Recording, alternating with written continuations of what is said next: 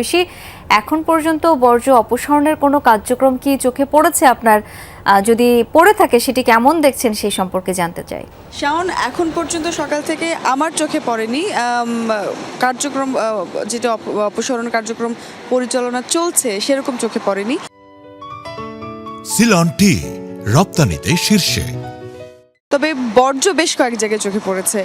আমি যে জায়গায় আছি সেটি হচ্ছে কল্যাণপুর থেকে টেকনিক্যালের দিকে যেতে একদম প্রধান সড়কের ওপর। সেখানে দেখতে পাচ্ছেন যে চটের যেই ম্যাটগুলো দেওয়া হয়েছিল সেইগুলো পড়ে আছে। একই সঙ্গে এখানে গরুর বর্জ্য পড়ে আছে, আবর্জনা পড়ে আছে, গরুর যে অবশিষ্ট বা যেই অব্যবহৃত চামড়ার অংশটি সেটিও এখানে পড়ে আছে এবং প্রচণ্ড দুর্গন্ধ চারিদিকে ছড়িয়ে পড়ছে। তবে এখনও পর্যন্ত এই জায়গায় সিটি কর্পোরেশনের কাউকে আমি দেখিনি এবং আসার পথেও বেশ কয়েক জায়গায় বিচ্ছিন্নভাবে চটের ব্যাগ পড়া দেখেছি এবং কল্যাণপুরের রাস্তার ওই পাশের আরও বেশ কয়েক জায়গায় এরকম ময়লা পড়ে আছে বলেও শুনতে পেয়েছি।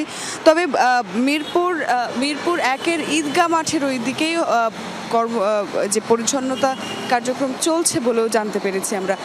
তবে এই দিকে এখনও পর্যন্ত সেভাবে চোখে পড়েনি, যদিও সিটি কর্পোরেশনের পক্ষ থেকে গতকালই বলা হয়েছিল যে জনগণকে সচেতনভাবে ময়লা ফেলার কথা বলা হচ্ছিল, আহ্বান করা হচ্ছিল।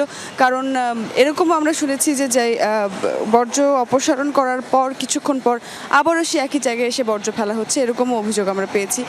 তবে সকাল থেকে আজকের মধ্যে মোটামুটি একটি পরিচ্ছন্ন নগরী হয়ে যাওয়ার কথা, তেমনটি কথা দিয়েছেন আমাদের সিটি কর্পোরেশন। তবে সেটি দেখার বিষয় আসলে যে কতদূর এই ময়লাগুলো পরিষ্কার হয়ে যায় কতক্ষণের মধ্যে।